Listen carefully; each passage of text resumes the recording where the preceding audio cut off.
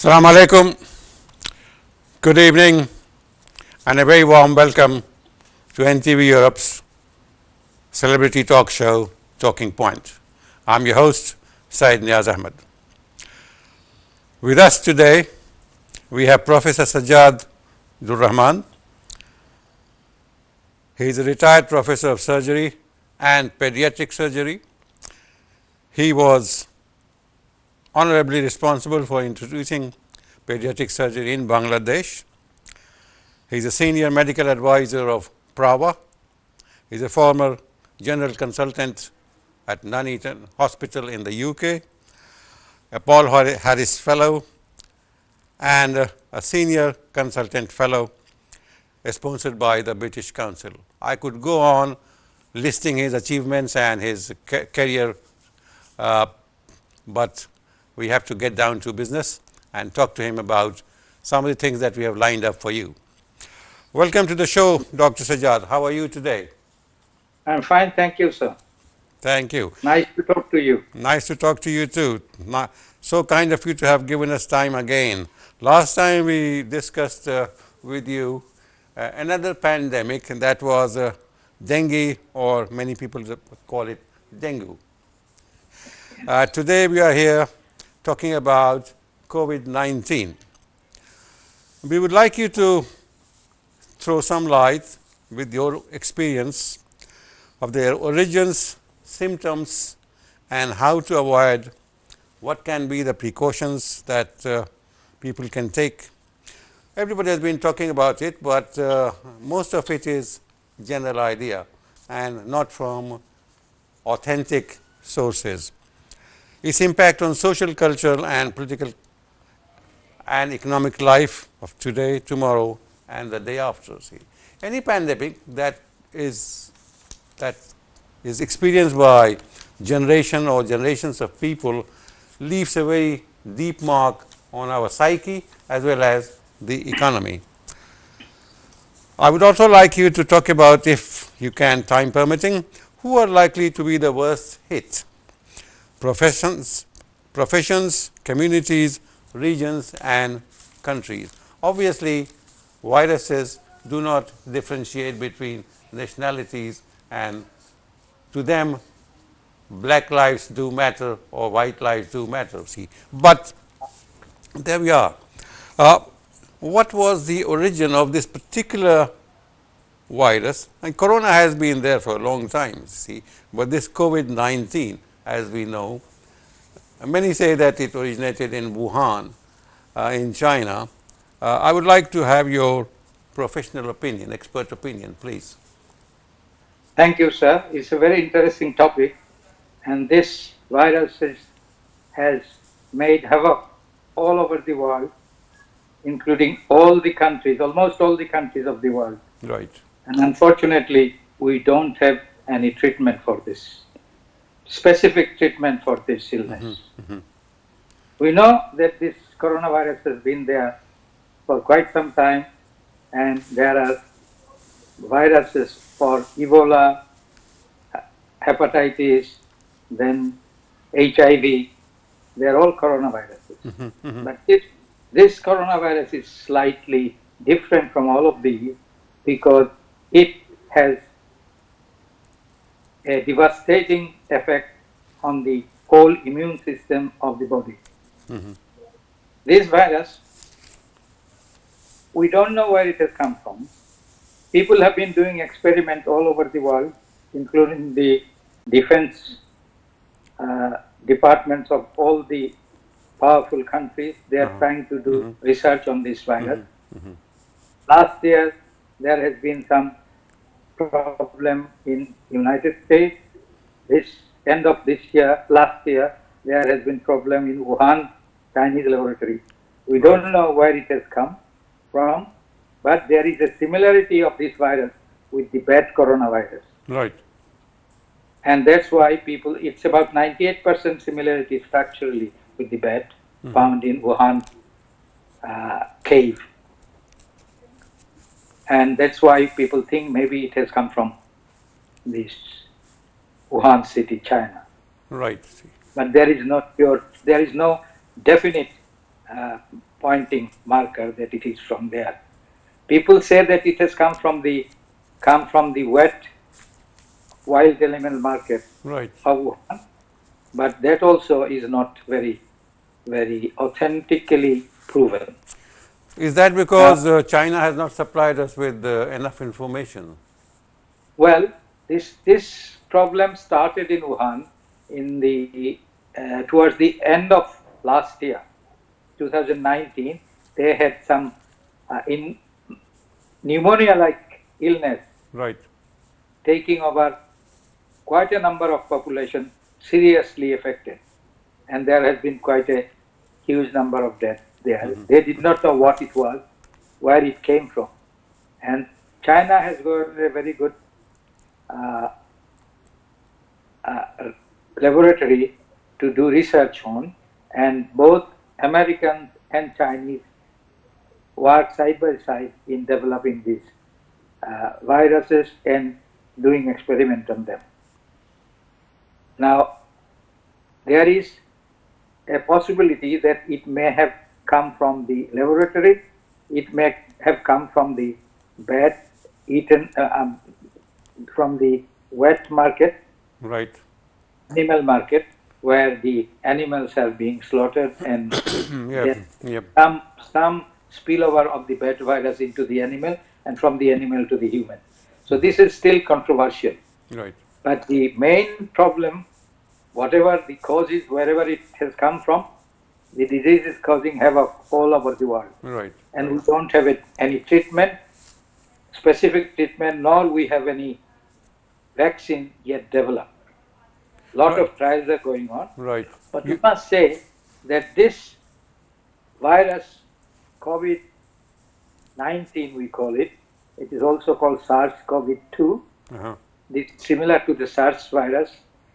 SARS is the severe respiratory illness virus, Right. and this has been there, and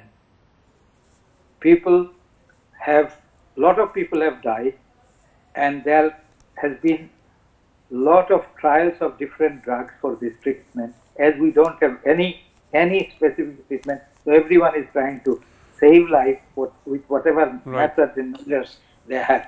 Can we just try to understand what are the symptoms? Because the more I read, the more I get confused, because it says you will have a temperature, you will have flu-like symptoms, you will lose a sense of taste and a smell.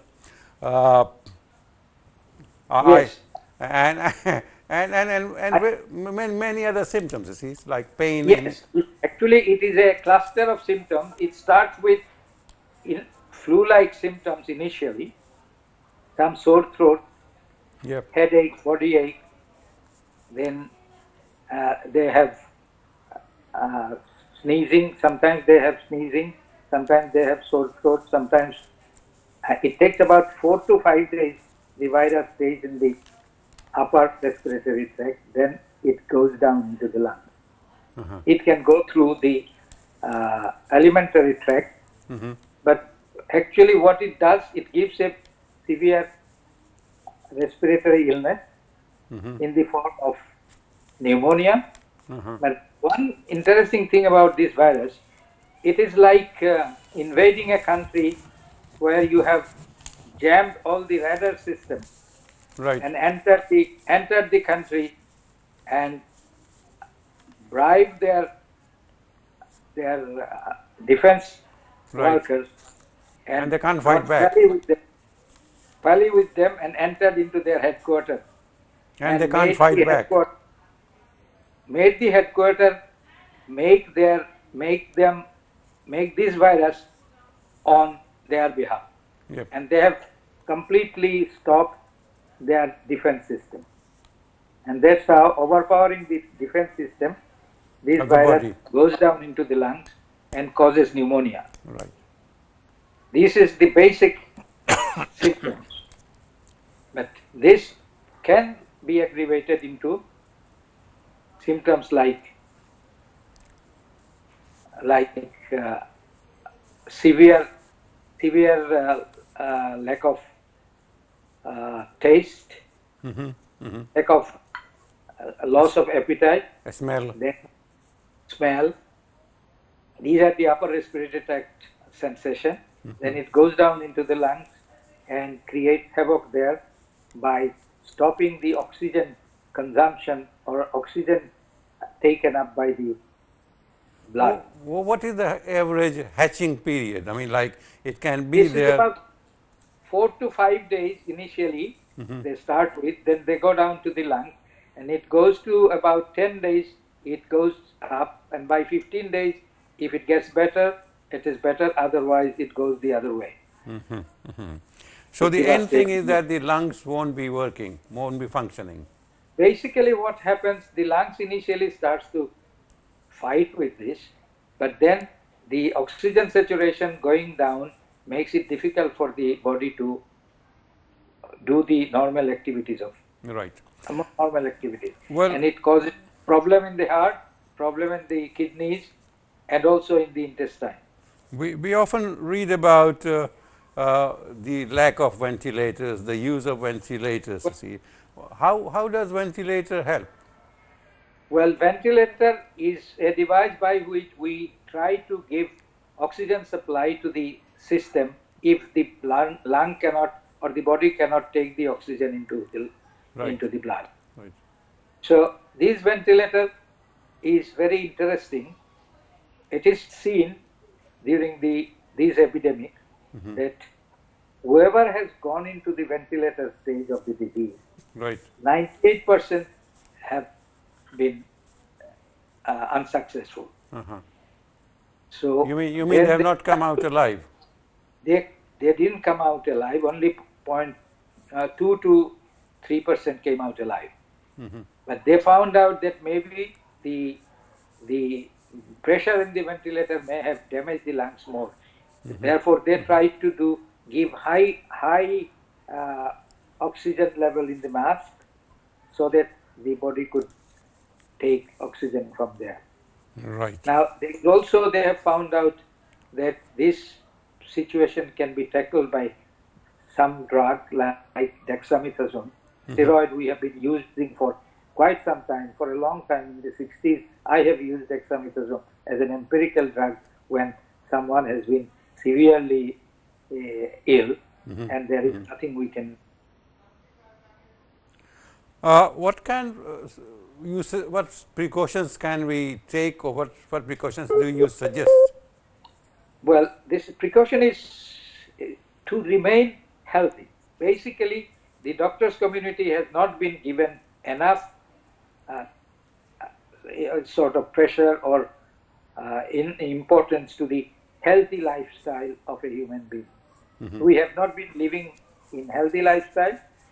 In a healthy lifestyle, what you need is enough rest, enough sleep, a healthy, balanced diet, exercise, and trying to keep yourself fit.